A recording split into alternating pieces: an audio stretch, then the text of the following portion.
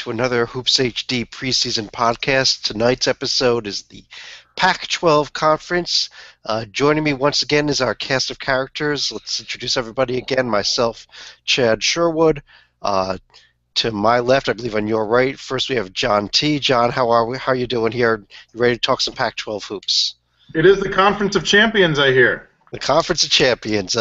We also have our other John, John S. John, how you doing there? Oh, I'm doing okay. And we have Joby. Joby, are you ready to talk about the Conference of Champions? They have one team I think that can possibly be that this year, but I think it's more of a conference of duds at the bottom for sure. And finally, last but not least, David Griggs. David, Tim Miles did not join us for the Pac-12. Why not? Well, I mean, if he was in it, he would win it. But I love this conference for a lot of reasons. First, and we'll get to this, I'm sure, the curtain of distraction is the greatest thing in the history of fandom since the beginning of time. It is phenomenal. Stop what you're doing and just watch the second half of any Arizona State home game. The other thing I love about this league is you have Oregon, the state of Oregon, where it's medicinal, and you have Colorado, where it's legal, and you have Washington, where I don't know if it's legal or not, but it's everywhere you go. I love this conference. And Ohio could be joining those ranks tomorrow. Oh yeah. Oh, well, anyway. Well, let's get right into the teams here, and the team last year that had the best season obviously was Arizona, and yet once again Sean Miller was not able to put a team in the Final Four. Maybe one of the best coaches out there in the country right now that has not been able to put his team into the Final Four, but could have another Final Four contender again this year. And John T., you went to Arizona. Give us your thoughts on Sean Miller's squad this season.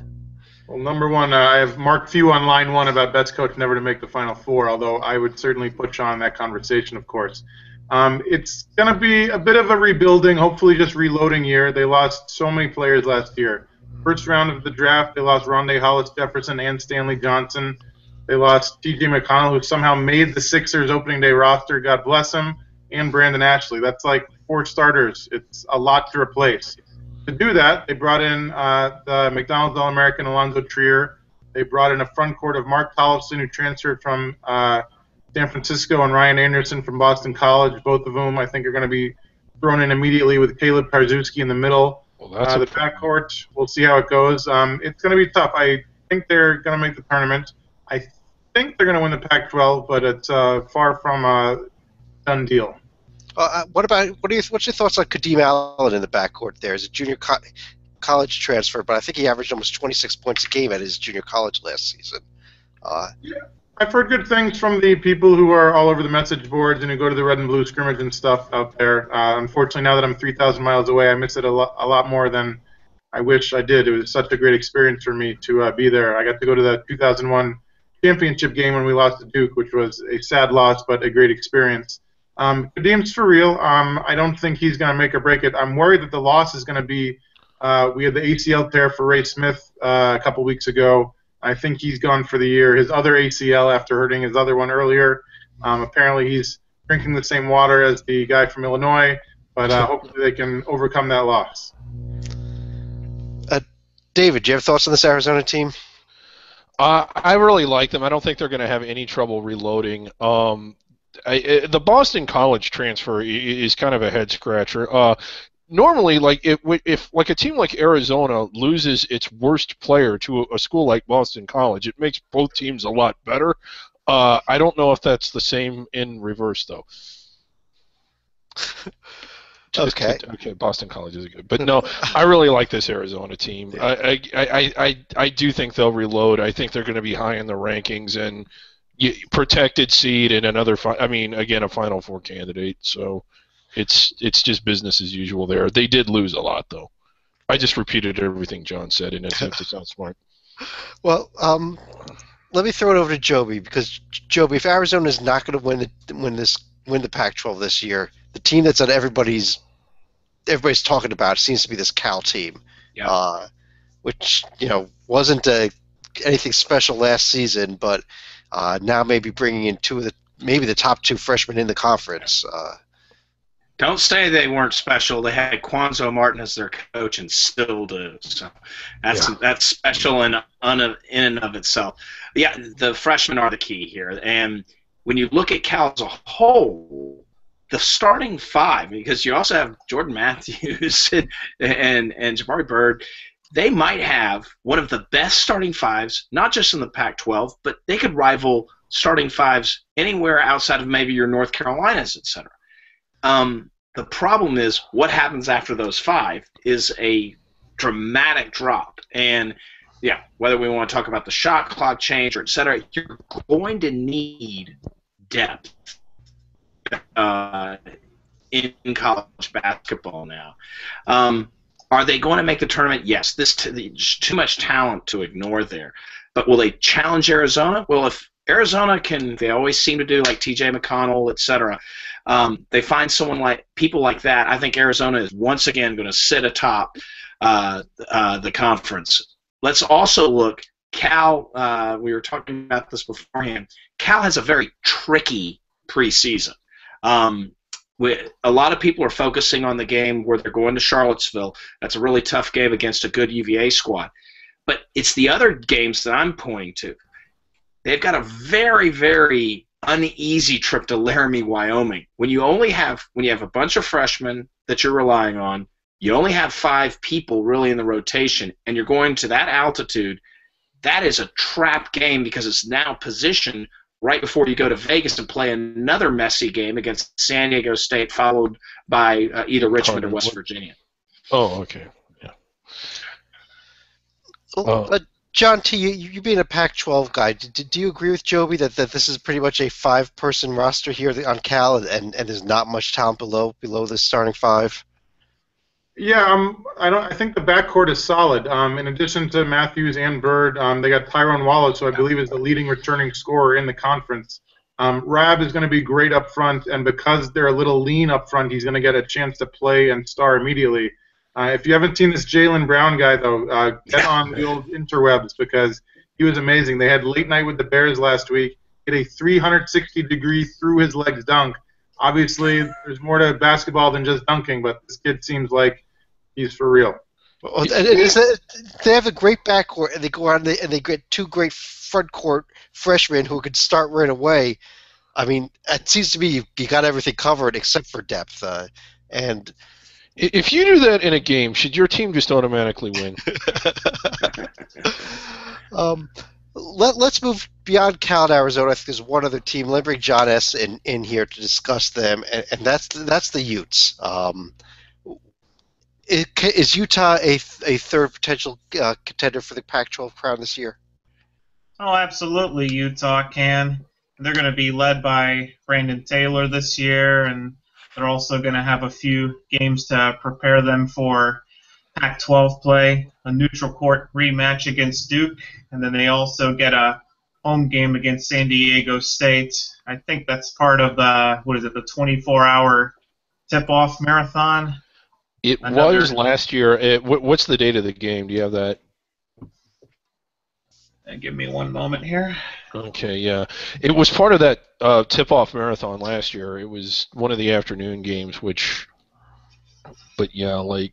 And David, this Utah team is a team that Lee Del Vecchio liked, I think, a colleague who has not been able to join us in these podcasts yet this season, 2 years ago, before anybody else in the country did. Well, yeah, the reason no one in the country did was because they weren't that good 2 years ago. But they really, I really think they're strong. It wouldn't surprise me. I think they're going to be in the conversation. I still just think Arizona's a little bit better than they are. But, and again, John Tettel, great interview with their coach today. Thank you. You haven't seen it, yeah. But, yeah, I mean, they're definitely. I liked them last year, but their profile was somewhat lacking. We talked about that. How is it they're so high in the rankings? Their rankings seem to be a lot better than their profile, but I still think. I think they're a protected, seeded caliber team this year. Okay, well, now we're talking 3 Pac-12 teams that could be really high ranked here in Cal, Arizona, and Utah. I like Utah more than Cal. Uh, But well, is there a big drop off after these three, or is there a fourth team out there that may also be able to be among the league leaders? Joey, your thoughts on that? Yeah, I do. I think Oregon is a very good. I think they've established something very nice at Oregon. Yes, losing Young is going to be a factor, but they have just once again. Maybe I'm the depth guy. They have, in my opinion, pretty solid depth at Oregon, and I see them continuing and building. Will they compete for the title? I mean, I honestly think Arizona's got this unless Cal, with that frontline talent, just supersedes them. But Oregon is definitively a tournament team that can make a big move within the conference, have a nice conference record, and be sitting maybe wearing white come March. Well, and also get a transfer from Villanova. Yes. I think. Yes. Dylan Innes, you got Tyler Dorsey there as a top prospect coming in. But yeah, you're right. It's tough to make up for the loss of 20 points per game from Joseph Young. But I guess the other issue with Oregon is there always seems to be something going on off the court. It's probably been quieter there this year than any year recently. And maybe that's a testament to maturity of a program. How about that? nicely spun, Joe.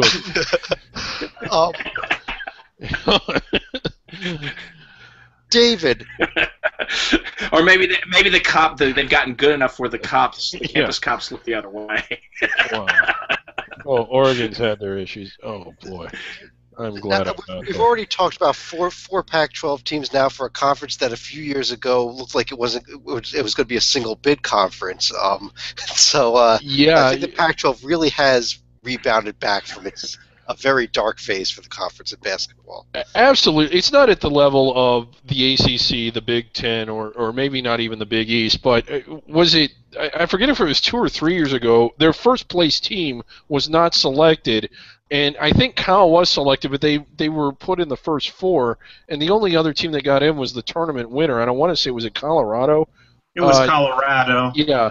So, it was Washington who was left at the altar. Yeah, but they're back to a point now to where they have multiple teams in the rankings, multiple teams that will likely be protected seeds, and I think Oregon will land inside the bubble, and I think they'll get some other teams in there as well. A team that was inside the bubble last year that shouldn't have even been anywhere close to it. What do you think of UCLA this year? That was horrendous. Oh, God. Yeah, UCLA, I mean, they do have Bryce Alford back, and he can play. And I think he's more than just, hey, he's the coach's son. You've got Aaron Holiday and Prince Ali. And I think maybe the biggest question I have for UCLA is whether or not Tony Parker can finally figure out how to play basketball, because I think he's got the talent to do so. And if he does, I think this UCLA team will be in comfortably and not in undeserved. Yeah, they won 20 games last year, and I think 16 of them were against sub-100 teams. So while they proved they could beat sub-100 teams, and they could have gone to the Final Four. I know they made the Sweet 16. Had they gone to the Final Four, it wouldn't have changed my mind. But, I was not happy with that selection. I mean, besides Utah, did they have any other notable wins in the regular season last year? They had 16 top 1 or sub 100 wins. It was an incredible domination of teams outside the top 100. Remarkable. Well, but once again, I harken back. If you remember, UCLA was inside the formula. Yeah. I even ignored the formula at that point, and I think we've sort of Joby, you there? Joby's frozen. We'll try to get Joey back here for a second. While we come back, Yeah. let me turn it back to John T. That is a great picture of Joby. Oh man. We got it back. He was watching the curtain. Yeah. Well, let's talk about the curtain. Let me turn it back over to John T. Being an Arizona guy, let me talk about your in-state rivals there at Arizona State with a new head coach in town. How quickly do you think Bobby Hurley is going to have this team as a tournament contender, and is it going to be this year? Not quickly, and no. I feel bad actually for Johnny Dawkins. I thought he had the Coach K disciple in the Pac-12 former point guard title wrapped up, and then Bobby Hurley comes in and gets all in his face as a former Duke point guard who's now in the Pac-12. I think Hurley's going to be good. He proved at Buffalo that he can build up a program, and now that he's got a big-time major conference program to work with much nicer weather than Buffalo, I think he can do some things there. He brings back a good core. Jerry Blakes is a very good scoring guard from the two. They made it to the NIT. They had an overtime loss to a good Richmond team. They brought in Savon Goodman as a transfer from UNLV. He had a double-double, including 17 boards in the loss to Richmond. And they have Trey Holder at the point. So backcourt looks solid. I think they need a little help up front, and schedule looks manageable. But, yeah, I do not think that the Devils will be dancing in March. Well, you mentioned Johnny Dawkins, and you mentioned the NIT, and I guess we'd be remiss here if we didn't mention the fact that Johnny Dawkins' team won the NIT last year, Stanford. I don't know that it's going to quite be as even. You normally try to use a championship tournament like the NIT or the CIT as a springboard to the following year. That may have been more of a last hurrah for them last year, though. Do you think Stanford's heading down this year? I think they do, but I think they are not going to be nearly as good this year. But I don't know if you disagree with me on that or not. I do not disagree. They lost a lot of guys. They have Marcus Allen, and I think they have like two other guys named Allen, which I find hilarious. Yeah. Their schedule looks pretty tough. Villanova, Arkansas, Texas, they're going to be tested early with a young team, which is not a good recipe for success. Yeah, but I mean, you lose 3 double-digit scores off of last year's team. I just know how you make up for that. Well, Chad, you make an excellent point. There are two types of teams that win the NIT. The young teams that gel, that you go, wow, they could be something really special the next year, and the teams that just are senior-laden, it's one last hurrah. Stanford is without a doubt in the latter category. I think the assessments are right on. Yeah. Let me bring John S. back in here. John, is there anybody else from the Pac-12 that you think is a tournament caliber team this year that we have not already discussed? The only teams that are remaining are going to be the 2 Washingtons, Colorado, and USC. I don't see any of those teams. Well, let me start with Oregon State, actually. That's the one team that I was trying to set you up there for, but you missed out on. I thought we had already mentioned them. That was before we were recording. What do you think? Real interesting discussions off air, ladies and gentlemen.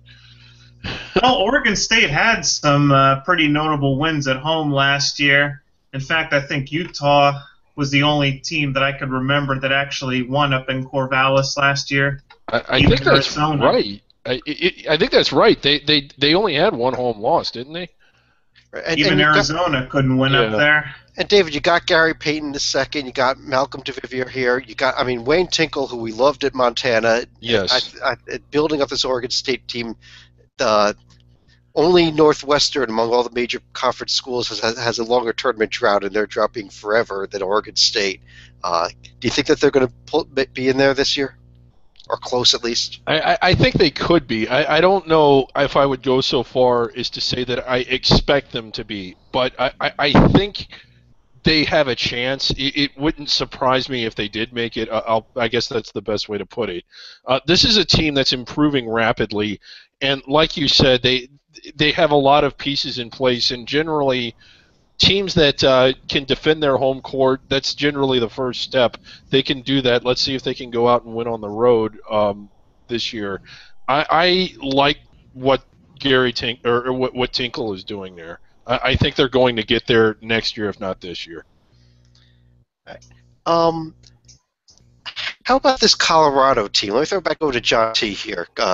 This was almost a disaster at the end of last season when they finished sub 500, decided to play buy their way into the CBI instead, anyhow, despite being a sub 500, which you're allowed to do. And then their best player decided that he didn't want to play because he wanted to get ready for the NBA draft. I mean, is this a disaster going on here in Colorado, and is it going to continue this year? I don't think it's a disaster. I mean, they definitely ended the year on a sour note, shall we say. But they bring back Josh Scott, who is arguably one of the best big men in the Pac-12. Sure. Xavier Johnson is nice on the wing. Wesley Gordon got 10 rebounds in their loss to Seattle last year in the CBI.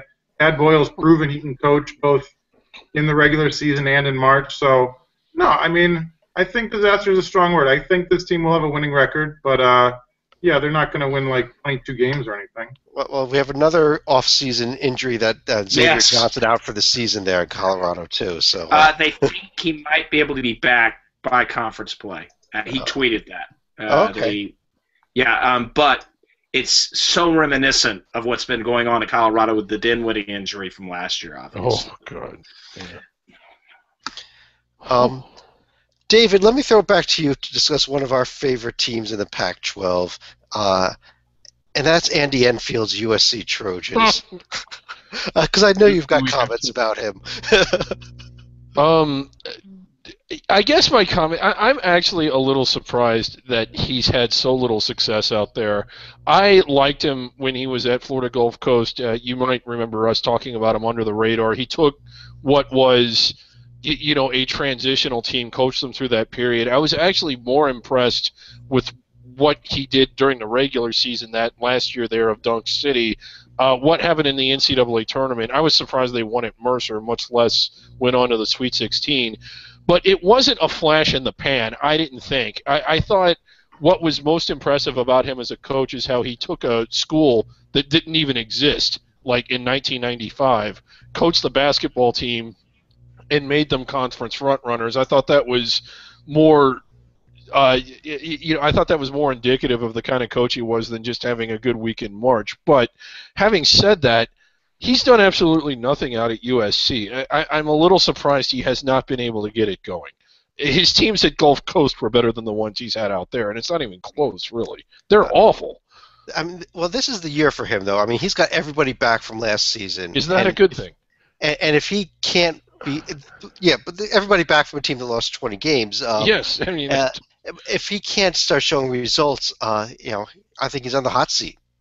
Yes, and USC is having. I mean, their athletic department is just on a roll right now. Wow. I mean, you have the thing with Sark. You have Pat Hayden resigning. Infield, as bad as it's been, it doesn't even top the list of things that are wrong out there right now. Did he resign from USC? I thought he had resigned from the football committee. I thought he was stepping down after this year, wasn't it? Did I miss? Maybe I misunderstood. Well, let's head north because there's two teams we have not discussed, and they're both Washington schools, Washington and Washington State.